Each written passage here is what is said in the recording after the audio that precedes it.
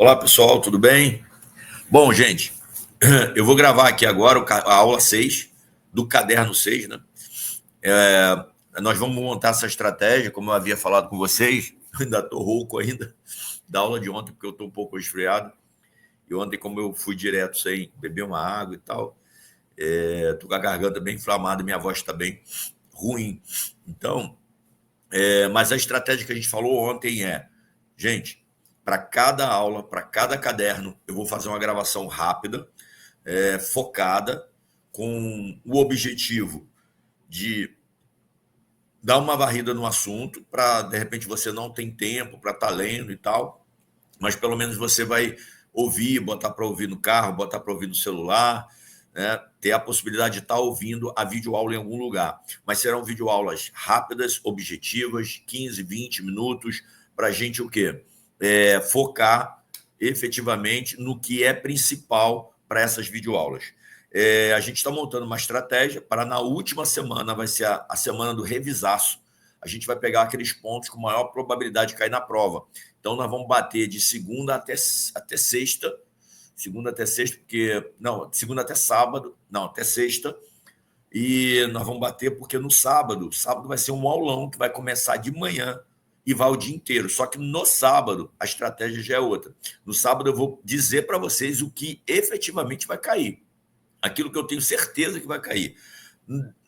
Na semana de revisaço, eu vou trazer os pontos que eu acho que vai cair, prováveis de cair, e a gente tem que varrer. Agora, no sábado, eu vou dizer efetivamente que eu tenho certeza, com a minha experiência, do que efetivamente vai cair. A gente sabe que não é fácil acertar, mas Papai do Céu me ilumina bastante, e geralmente eu acerto muita coisa. Se eu não acertar aí 100% do que vai cair, eu vou chegar perto ali dos 80%, 90%, tá bom? Então, a nossa estratégia agora é aulas curtas, direcionadas, onde você já leu o material, você já fez o exercício, e essa aula noturna, você vai pegar as videoaulas para ouvir e refazer um ponto ou outro, se houver necessidade. Mas a gente não fica com aquela aula gravada de 3 horas, 4 horas, porque é muito extenso, para depois aquele que perdeu assistir, fica difícil. Com essas gravações curtas e pequenas, você pode assistir hoje à noite 1, 2, 3, amanhã de manhã dá para assistir no horáriozinho, assistir outra. Então, você tem como controlar bem o teu tempo, porque você vai ter vídeos curtos para poder efetivamente falar do assunto. E aí, já entrando na aula 6, nós estamos no ponto do edital. Lembra que eu falei com vocês que nós vamos estudar todo o edital?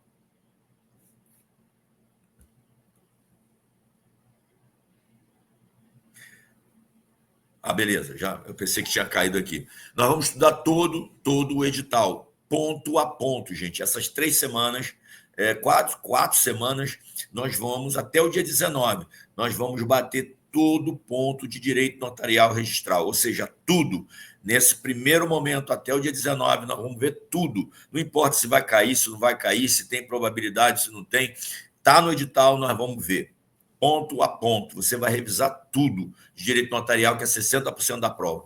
Na última semana, aí sim, nós vamos para os pontos prováveis. E no último dia, nós vamos para aqueles que têm certeza que vai cair. Gente, com essa estratégia, é fatal da gente ter uma probabilidade muito grande de gabaritar essa prova. Vai ter gente sair dessa prova, professor, gabaritei a prova, acertei tudo, todos os temas. Quem errava, fala, poxa, professor, eu vi o tema, mas na hora errei. Mas todos vamos ter a oportunidade de passar por todos os pontos. E aí, o ponto de hoje é o ponto que está lá, é o ponto 6, né? História da legislação, sistema de transcrição, sistema de matrículas, evolução das técnicas de escrituração dos atos. Então, gente, histórico da legislação. É o histórico da legislação notarial e registral. Então, o que o examinador vai querer? Como é que nasceu essa história de registros públicos no Brasil? Qual foi o primeiro ato? Como é que aconteceu isso? É mais ou menos nesse sentido. Ele vai perguntar ali, por exemplo, alguma coisa trazendo um contexto do período colonial, do período do Império, né?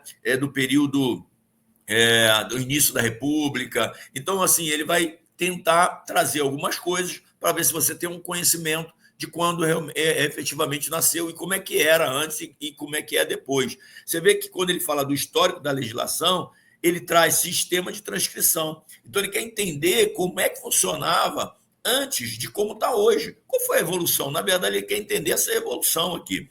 E aí nós vamos começar aqui, o material está na mão de vocês, nós vamos ir batendo aqui o passo a passo, efetivamente. Né? Esse histórico da legislação, nós começamos pela fase colonial, né? Início da colônia aqui, colônia portuguesa no Brasil, e esse período colonial ele vai até a independência, né, gente? 1822, quando há a independência, a partir dali, então, a gente começa o período do Império, né, efetivamente. Mas de 1500 a 1822, nós éramos o quê? Uma colônia de Portugal. Tá? Então, todo o modelo notarial registral ele tinha influência direta do modelo lusitano, do modelo português. Tá?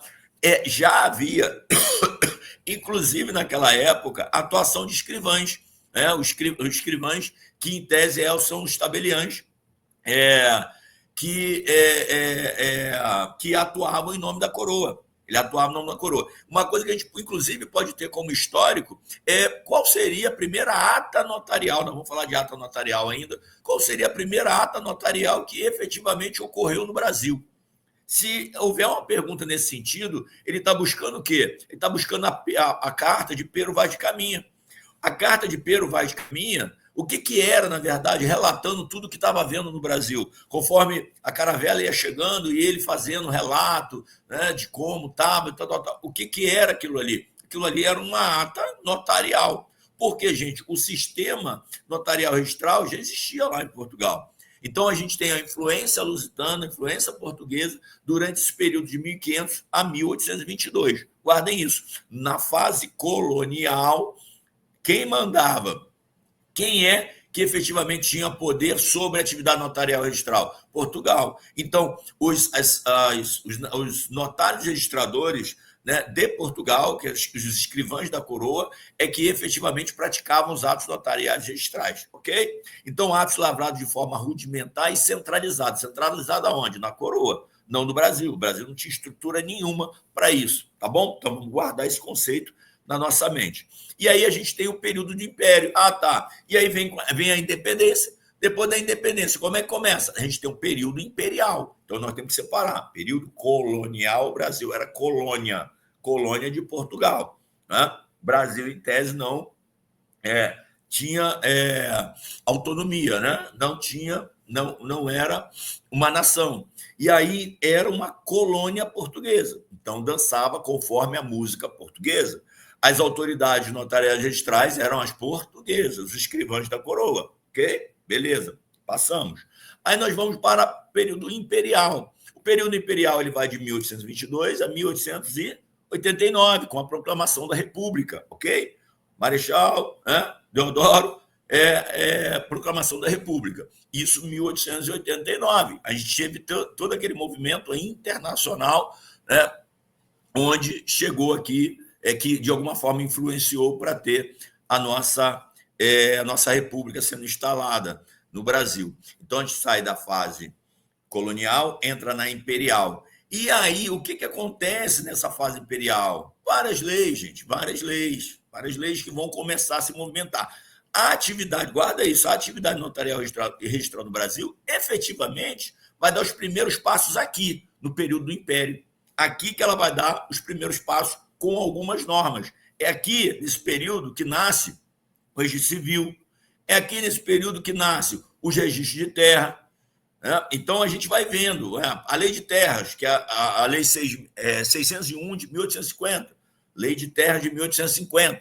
Guarda bem o ano, por quê? Porque é o ano que vai efetivamente ditar a regra lá para o examinador. O examinador não vai te cobrar o número da lei 601, por exemplo, mas ele vai te cobrar a lei de terras, ou a lei de terras, ou a lei de 1850. Se falar a lei de terras, você já sabe que ela é da época do Império. Ela é uma lei imperial, ok? E aí, você tem aí os primeiros registros civis rudimentares, lá em 1832, com o Código de Processo Criminal Imperial. Você tem, então, a lei de terras, trazendo o quê? Uma titulação formal de propriedade.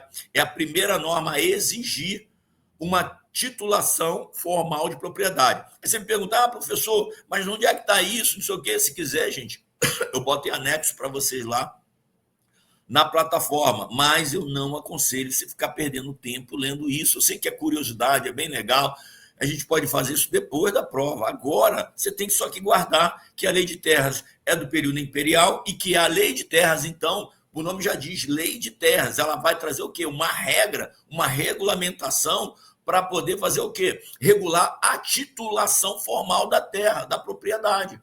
Porque as terras eram todas públicas, efetivamente todas públicas. Aí veio o regime de Seis Marias e tal, né? Seis Marias.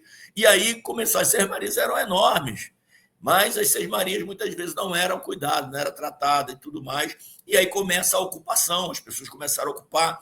Infelizmente, o nosso país ele foi ocupado da pior forma possível, né? Vocês, né, conhecem um pouco da história.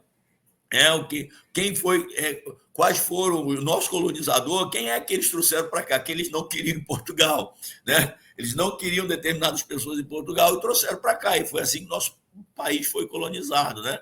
A nossa colonização foi dessa forma, teve essa origem, né?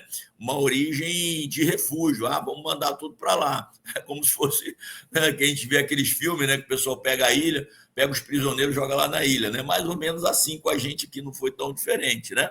E aí começa a ocupação de terra, o pessoal começa a invadir, inclusive as Seis Marias e tal, já começa aquela questão de ocupação de terra que a gente já vê hoje.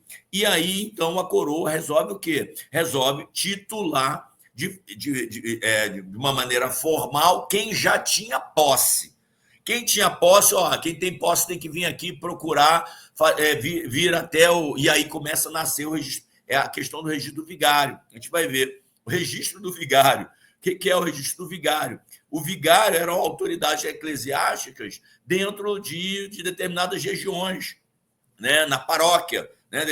Nas paróquias tinha o quê? Os vigários, a gente sofre, gente, uma influência religiosa muito, muito forte nessa época. A Igreja Católica ditava muitas regras. Quem vai lá para a história vai ver isso, mas não é o nosso caso aqui, não vou ficar esmiuçando muito. Eu tenho que tomar até cuidado para eu não falar demais para vocês, porque senão eu fico botando informação que não é necessária. Mas o conto, né, o conto vicário ou o registro do vigário é importante, porque o registro do vigário, nessa lei de terras, você traz o quê? A possibilidade, então, das pessoas terem reconhecimento formal de suas terras, mas elas têm que procurar o quê? Tem que procurar a paróquia local, onde vai ter lá um agente do Estado, né, através o próprio vigário em si, mas vai atuar, de repente, com auxílio de algum agente estatal, para fazer o quê? Fazer os cadastros de quem hoje já tem posse. E aí o que o Império tenta fazer? Limitar. Quem tem, quem não tem,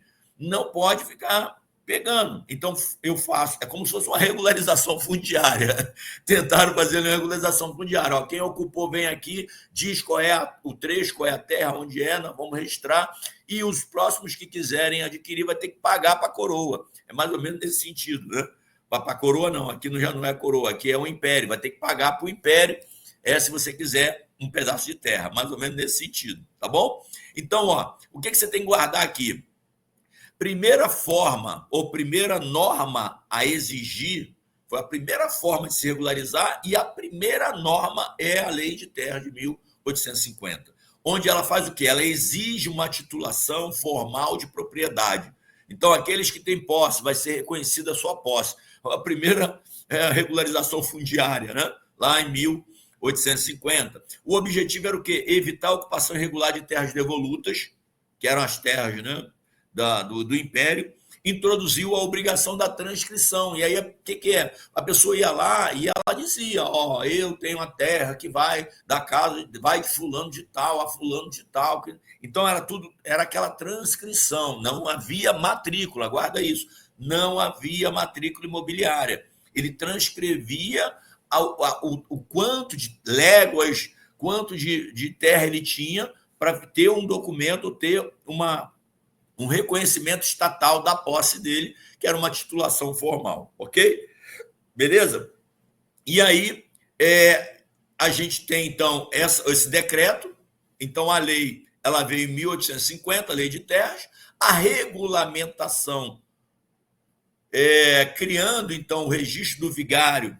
Por que registro do vigário, gente? Porque os vigários eram responsáveis nas suas paróquias por fazer os registros. Onde está isso, professor? É só buscar lá o decreto 1318 de 1854, que você vai ver, mas não precisa. Eu já fiz isso por você, eu já fui lá, eu já li, eu já conheço essas regulamentações. Não vou botar, claro, só se alguém quiser, professor, eu quero, eu boto lá como material complementar para você tirar a curiosidade. Mas não vale a pena, gente. Se liga nisso aqui só. Os registros eram como? Guarda isso, registro rudimentar, feito de forma territorial, então era por território, tá? Você via fulano de tal área, de tantas léguas para lá, tantas léguas para cá, era mais ou menos nesse sentido. Então, contexto da expressão, então guarde isso. Qual é o contexto da expressão registro do vigário? Após a Lei 1850, o Decreto 1318 regulamentou a exigência de registros públicos dos títulos de propriedade. Tá? Então, regulamentou o quê? O registro lá na paróquia. Era um registro do governo, mas eram feitas nas paróquias. Porque, gente, as paróquias eram descentralizadas. É aquilo que eu estou falando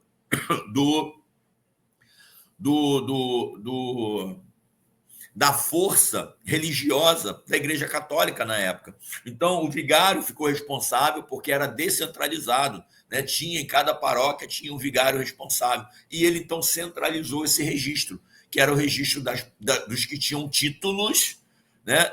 Na verdade, nem que tinha título, você reconhecia o título. Então, registro de título de propriedade. Você fazia o reconhecimento formal de que a pessoa era possuidora daquele imóvel. E aí ficava registrado ali, nascendo aí, então, os primeiros registros no Brasil. Tá? Essa norma delegava ao vigário da freguesia, ou seja, ao pároco local, a função de registrar os títulos de domínio e de posse das terras. Na verdade, esse registro de título ele era feito na hora, porque o título nascia na hora e era feito na hora. Era uma transcrição, na verdade. Né? O governo fazia o reconhecimento ali e fazia o registro para poder regularizar aquelas posses, tá? Que não tinham nenhuma comprovação. Então, isso se devia à falta de uma estrutura civil. O governo não tinha uma estrutura civil de registro, né? Ou no interior do Império, especialmente nas áreas mais afastadas. Assim, os vigários, por serem figuras públicas de confiança e com acesso à comunidade, atuavam como registradores civis improvisados. Era mais ou menos nesse sentido. Eles eram registradores civis improvisados, fazendo registro ali das propriedades. Mas atenção, esses registros não eram atos eclesiásticos. É interessante, porque antes de ter esse registro aí, gente, os vigários já faziam os registros naturais de nascimento, casamento, né? Eles que faziam, então, a alimentação dessas informações nos livros da igreja. Tá? E aí, então, mas guardar que esse registro das propriedades, pelo regulamento, né, pela lei de terras, ele não era um registro da igreja, não era um registro sacramental. Era um livro civil do governo que estava sob a custódia do vigário. Tá? Então, o livro estava sob custódia dele. Beleza? Esses registros são o embrião do que se tornaria depois o registro de imóveis no Brasil. Tá? Então, a gente tem, logo depois da lei de terras, a gente tem uma nova lei que é muito importante. E essa lei, na verdade, é ela que institui o primeiro sistema de registro, que é a lei 1864, que é a lei de hipoteca. Né? Na verdade, essa lei é a lei de hipoteca no Brasil. Por quê? Porque precisavam se gerar garantias, sistema de garantia. E a hipoteca era um sistema de garantia, tá? Mas como é que você ia fazer o registro? Como é que você ia controlar esse sistema hipotecário? E aí, então, nasce, em 1864, através da Lei 1237, a Lei de Hipoteca. Tá? E ela vai instituir, então, um sistema de transcrição, tá? Início da organização do registro imobiliário. A partir dali, começa, então, a se organizar o registro imobiliário no Brasil. Tá bom? Então, nós tivemos aí Essa aqui é a parte do Império. Agora a gente entra na história a partir da Primeira República, né, que é de 1889, a partir da proclamação da República, até 1930, né, com o início da Era Vargas. Né? Então, aí, há progressivamente o surgimento das especialidades. Né? O registro civil, o RI, né? O registro civil, IRTD e RCPJ. Deixa eu ver se eu coloquei aqui para vocês. Ah, não coloquei. Tem aqui tá. Eu volto aqui na frente, eu volto no sistema de matrículas aqui. Então, bem tranquilo. Eu volto aqui para vocês no sistema de matrícula na frente. Porque nós temos aqui, por exemplo, o registro civil de pessoas naturais, ele nasce em 1988. 1888. Então, 100 anos, guarda isso, 100 anos antes da Constituição, é o momento que nasce a obrigatoriedade, através de um regulamento. Através do regulamento, que eu acho que eu não coloquei aqui no meu slide, mas deve estar no material de vocês, um regulamento onde inicia, através do governo, o registro civil, que é o quê? O registro de nascimento, casamento e óbito, que antes ficava sob o controle da igreja. E agora o governo passa a controlar, a exercer a gestão sobre esse registro. Em 1870, tem uma lei que eu também coloquei lá, agora não estou lembrando de cabeça, que foi a lei que instituiu a necessidade de fazer esses registros. E depois, em 88, vem o decreto e regulamenta como vai ser esses registros de nascimento, casamento e óbito. Então, 100 anos, guarda aí, 100 anos antes da Constituição, nasce o registro civil no Brasil, tá? Nascimento, casamento e óbito, que estava sob a custódia, a detenção da igreja, a responsabilidade da igreja, passa, então, a ser regulada e controlada pelo governo, pelo governo do Império, tá? Do Império, porque é período imperial. Legal? Tranquilo? Então, aqui, nós temos agora a Constituição de 88. Eu ainda vou falar dos regimes ainda dos livros, então não vou correr muito aqui nessa explicação. Mas a Constituição de 88, ela traz uma nova ordem jurídica para a atividade notarial registral. O Constituinte brasileiro colocou, como a gente falou na primeira aula, em 88, no artigo 236, a delegação para pessoa física, para particular, da atividade notarial registral. Então, assim, é obrigatório ao Estado delegar ao particular, através de concurso público, a delegação da atividade notarial registral, deixando a cargo do Poder Judiciário a fiscalização, a normatização e também a regulação, porque o Judiciário é o órgão regulador da atividade. Ok? Beleza? A 8935, lá no artigo 236, já vem dizendo que uma lei federal vai dispor sobre a atividade notarial registral. E logo depois, então, 94, logo depois, assim, alguns anos depois, 94 veio o quê? A lei dos notários registradores, porque ela dispôs sobre toda a atividade notarial e registral. Reforça, então, a responsabilidade pessoal, a independência e os deveres funcionais pessoais do tabelião e do registrador. Tá? Então, a 8935 é a lei fundamental, pode-se chamar que é o regime jurídico do notário e do registrador. Tá? Bom, e aí a gente continua evoluindo, né? Agora, passando por aqui para uma era digital e transformações legislativas recentes. Então, a gente vai ver aí que, por exemplo, a gente está falando, na verdade, do histórico, ó, que a gente ainda está no histórico, porque depois de 88 teve novidades. Depois de 88 ainda teve novidade, mesmo e eu vou falar lá da lei, não falei dela antes, da 6.015, você vai falar, professor, mas o senhor pulou a lei 6.015, de 73, lá na época da ditadura, né? mas você vai ver aqui que, na verdade, eu coloquei lá na frente, tá? Então, era digital e transformações legislativas recentes. Ó, e isso aqui, tudo é objeto de prova, tá? Isso aqui, com certeza, é objeto de prova. Isso aqui a gente vai estar fazendo a revisão dele no sábado, na véspera, lá, com certeza. Vai fazer revisão dele uma semana antes e vai fazer revisão dele na véspera. A Lei 13.484, 2017, ela traz uma titulação para os RCPN, Registro Civil das Pessoas Naturais. Essa titulação é o quê? Ofício da cidadania. Houve um reconhecimento dos registros civis das pessoas naturais de que esses registros civis, eles, na verdade, são ofícios da cidadania. Ou seja, ele é o lugar de acessibilidade, é ele que entrega cidadania, é ele que está mais próximo da população, é ele que está lá no município que talvez não tenha lá um cartório de registro de imóvel, não tem um protesto, não tem nenhum outro tipo de especialidade, tem o registro civil das pessoas naturais. Por quê?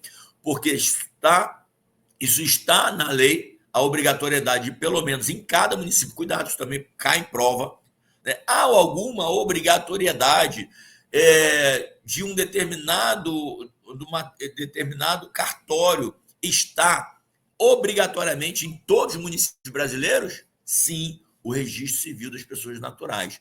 Obrigatoriamente em todos os municípios do Brasil tem que ter pelo menos um RCPN. Pelo menos um RCPN. E dependendo do tamanho do município, pode ter um RCPN também nos distritos. Se forem distritos longe, distantes, pode se instalar também lá um registro civil. Então, esse registro civil é o ofício da cidadania. Isso é muito importante porque, gente, o Estado ele tem a obrigatoriedade de prestar determinados serviços públicos.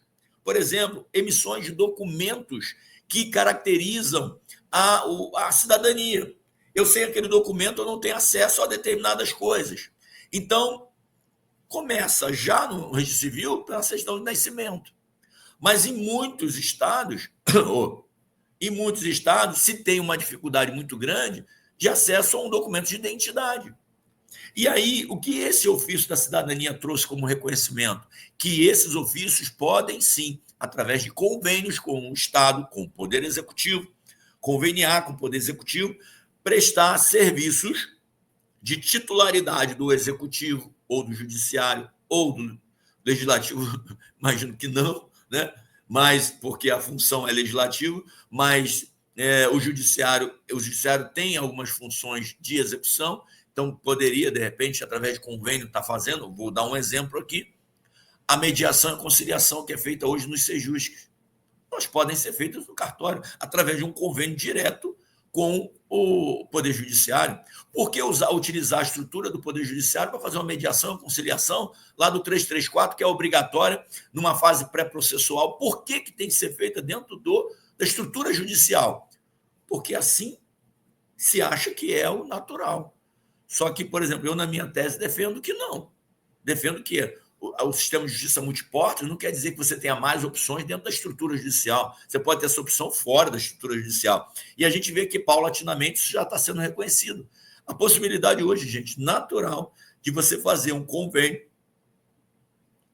o judiciário fazer um convênio com os cartórios e transferir para os cartórios a responsabilidade das mediações e conciliações processuais, ou seja, ou pré-processuais, aquelas que acontecem numa fase prévia do processo, elas podem ser feitas na serventia, com muito mais probabilidade de êxito. Nós vimos, vocês vão ver lá na frente, a conciliação e a mediação no Brasil não deu certo.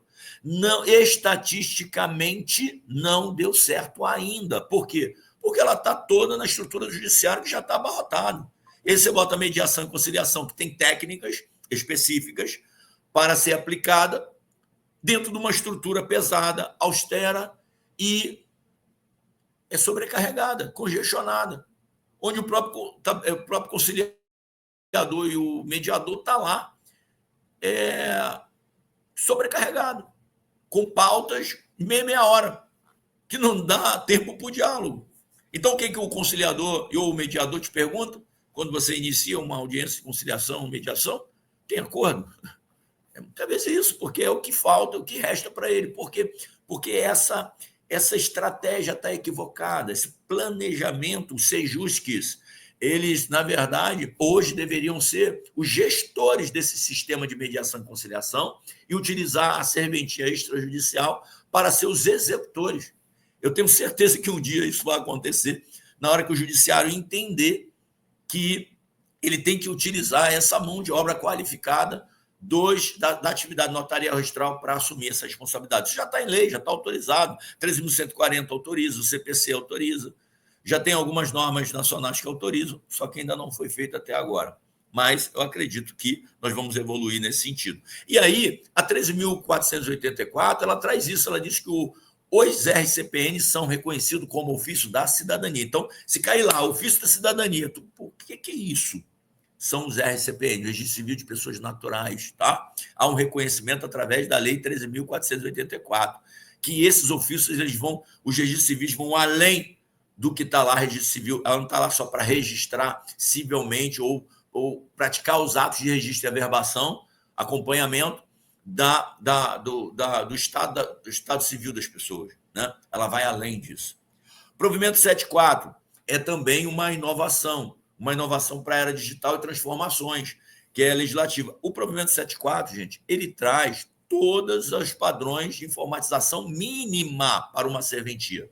Então, uma serventia tem que ter... E aí, esse provimento 74, 2018, eu imagino que não entre muito profundamente nele, porque ele é muito técnico, mas é importante guardar, porque vai que cai lá o provimento 74 do CNJ, e estabelece padrões mínimos de informatização dentro dos cartórios, visando aumento de tecnologia, segurança jurídica dos dados e tal. Então, guarda isso, provimento 74, provimento 74, provimento 74. Pode cobrar? Pode, porque lá tem a possibilidade de cobrar provimento do CNJ. Então, é mais fácil.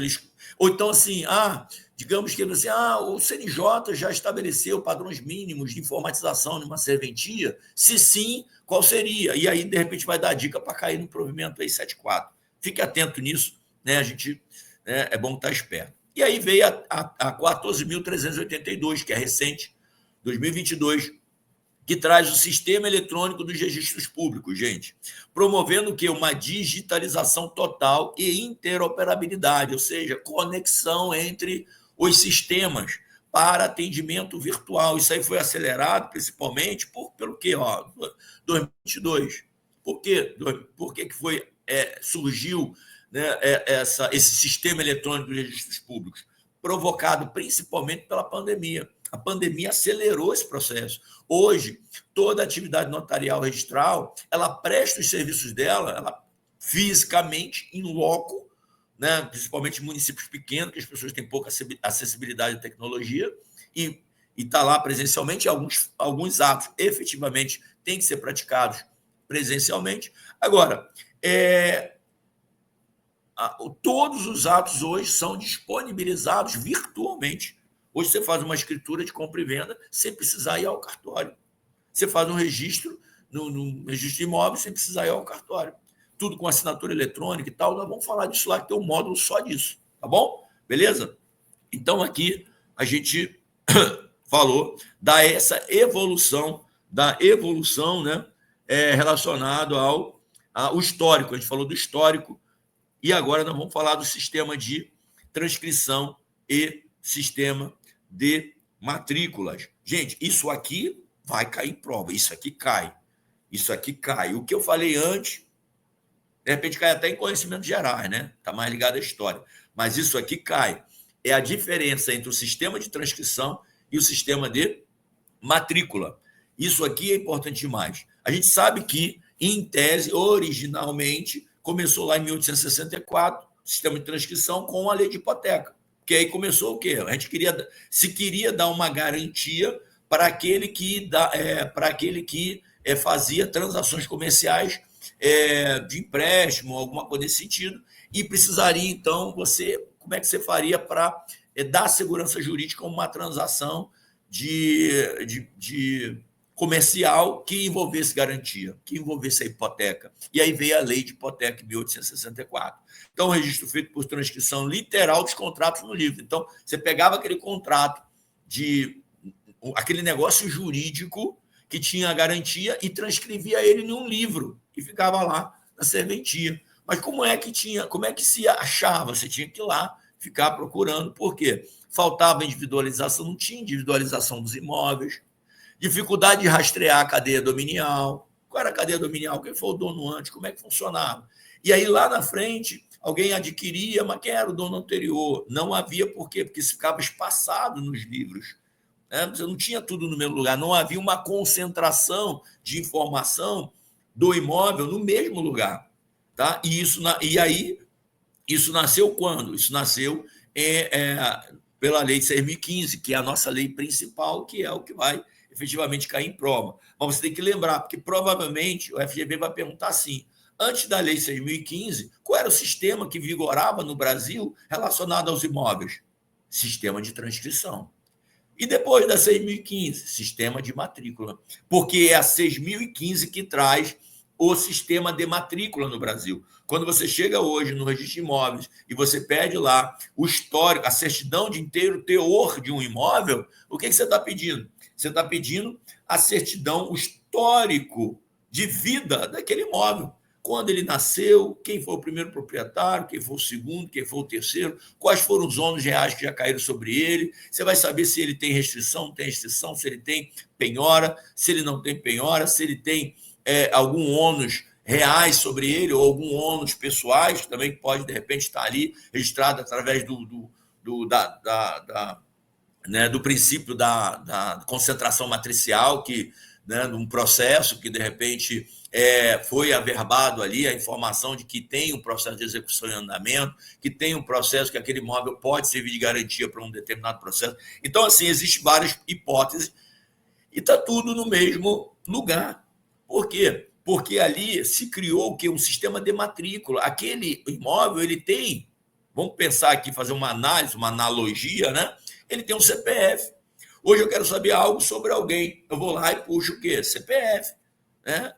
Puxo o CPF. O pessoal fala puxar a capivara, né?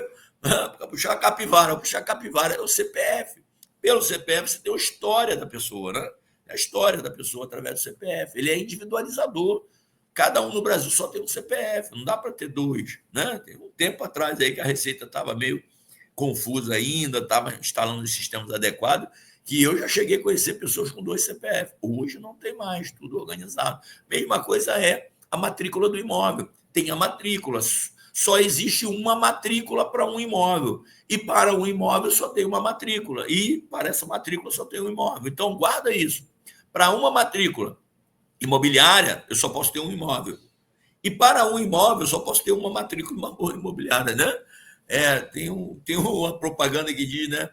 Como é que é fresquinho, vende mais, vende mais porque é fresquinho, tem uma publicidade desse jeito. Você guarda que existe efetivamente essa brincadeira, né? Ou essa brincadeira não, poderia dizer aqui, essa regra, efetivamente, para cada imóvel só tem uma matrícula e para cada matrícula só posso ter um imóvel. Tá? Então, quem é que plantou isso? A Lei 6.015. E isso vai cair em prova. Isso com certeza cai. Como ele vai perguntar? Não sei. Ele pode perguntar assim. Ele pode perguntar: a Lei 6.015, qual foi a maior importância da Lei 6.015 para o registro de imóveis? Aí está lá as opções. Com certeza vai ter lá a mutação do sistema de transcrição para o sistema de matrícula. Mais ou menos nesse sentido. Ou então ele vai falar que, na verdade, houve aí, vamos pensar aqui, ele vai falar, na verdade, vamos ver se eu pego aqui, que houve uma saída de um sistema vulnerável para um sistema mais seguro. Então, pode ter várias opções que ele pode colocar. Mas guarde isso, cada imóvel tem uma matrícula única, com identificação precisa, histórico completo do imóvel, controle de ônus e gravames. Qual é a vantagem desse sistema novo? Publicidade, segurança, facilidade de fiscalização. Né? Você pode fiscalizar se realmente qual é a origem daquele imóvel. Né? Você tem como fiscalizar, a gente vai ver os princípios ainda, acho que aqui a gente já fala de alguns princípios norteadores, que estão ligados à matrícula, né? Então, o princípio da continuidade e outros princípios mais. E aí você fiscaliza, né? Você fiscaliza através daquela matrícula, por exemplo, a disponibilidade. Será que aquele que está vendendo tem disponibilidade? Ah, professor, o que é disponibilidade? Eu só posso vender aquilo que é meu. Eu só posso vender o que me pertence. Eu não posso dispor de algo que não me pertence. E aí, onde é que está a disponibilidade? A disponibilidade está na matrícula do imóvel. Eu quero vender o imóvel. Onde é que eu vejo se ele está disponível ou não para venda? Na matrícula. Eu vou lá na matrícula e olho. Por quê? Porque se ele tiver lá, por exemplo, na verdade, eu estou vendendo Marcelo e chega lá, a matrícula, a certidão de matrícula sai que é Mário. Opa, peraí, tem uma coisa errada. Marcelo, você não tem disponibilidade, porque o imóvel não te pertence. Não, mas é meu, eu comprei aqui. Aqui a escritura, com a escritura pública na mão, aqui, ó, eu comprei. Tá, mas você levou essa escritura a registro? Ah, não levei. Então, enquanto você não levar a registro, você não é dono. Então, você não pode expor. Você não pode vender. Por quê? Porque não está registrado. Porque a transferência da propriedade ela se faz com o registro no registro de imóveis. E não com e não através do negócio jurídico e o título de compra e venda.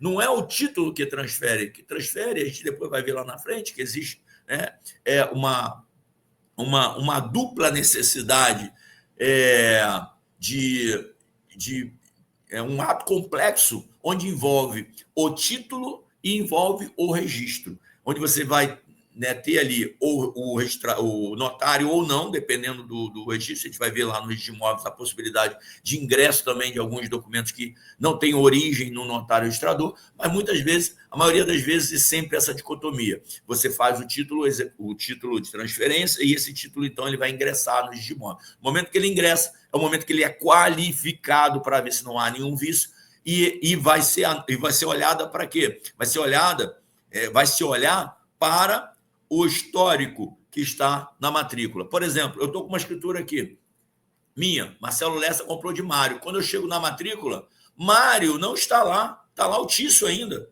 Aí o Mário fala, não, mas eu comprei de Tício, tá bom, mas cadê o título que tem que ingressar? Então, gente, é uma correntinha, eu vou explicar isso tudo lá na frente. Não vamos nos alongar aqui, mas é para vocês entenderem ainda o que a gente tem para ver pela frente. Guarde isso. Sistema de matrícula, ele começa a dar toda essa possibilidade de segurança jurídica no registro imobiliário, tá bom? Então, qual é a evolução das técnicas de escrituração? Porque é isso, como é que os imóveis foram escriturados desde o início? Lá em 1850, como é que ele era escriturado? Ele era escriturado no registro do vigário, né? Do registro do vigário, depois passou para o registro oficial. Do registro oficial, por transcrição, continuou sendo transcrição, passou, então, pela 6.015 para o sistema de matrículas. Então, a gente tem aqui, primeiro, nessa evolução de técnicas de escrituração, começou lá atrás, manual, escrita à mão, livros físicos, caneta, tinta, baixa segurança jurídica e riscos de rasura. Depois vem a mecânica, datilografia, né? Não sei se alguns aqui lembram, eu ainda lembro da datilografia, né? Tem até um diploma em casa, né, de datilografia, quando eu era garoto, que eu fiz. Carimbos, então você tem aí carimbos, fichas, numeração sequencial. Reduz já um pouco de erros em relação ao que era manuscrito, né? Mas ainda é uma coisa física, tá? Quando ele fala disso, quando ele bota no edital essa evolução nas técnicas de escrituração dos atos, ele vai tentar pegar isso. Como começou? Então, ele pode botar as fases de evolução das técnicas de escrituração, notarial, registral, começou no manual, foi para a mecânica, da mecânica foi para a digital e agora a eletrônica. Perceba, a eletrônica, que é o sistema, né, de registros públicos, sistema eletrônico de registros públicos, ele tem uma alta performance, assinatura digital, assinatura eletrônica, documentos nato digitais, ele já nasce digital.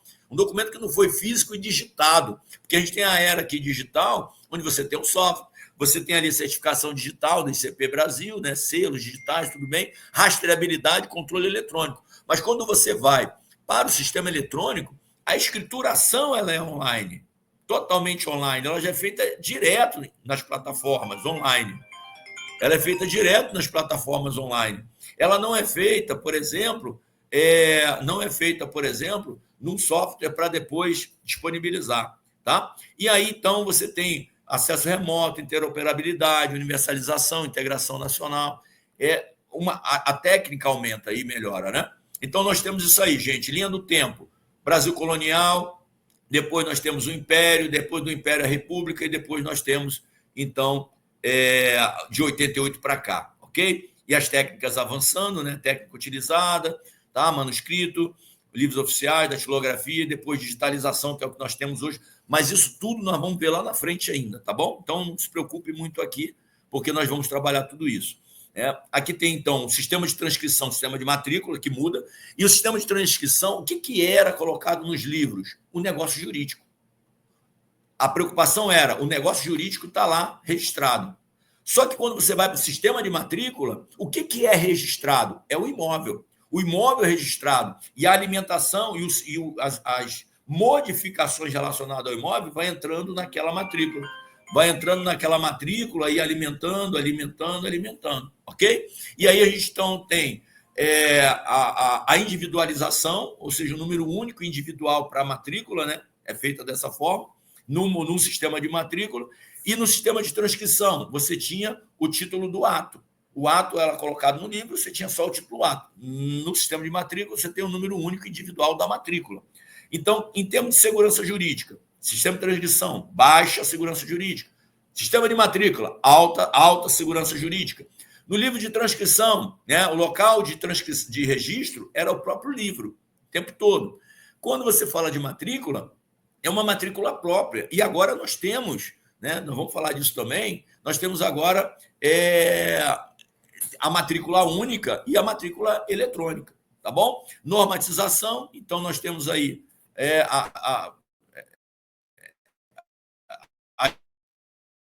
as leis que regulam, a 6.015, deixando claro que a 6.015 é o início do sistema de matrícula, tá bom? Então, as palavras-chave aqui é transcrição, negócio jurídico, matrícula para imóvel, imobiliária, né?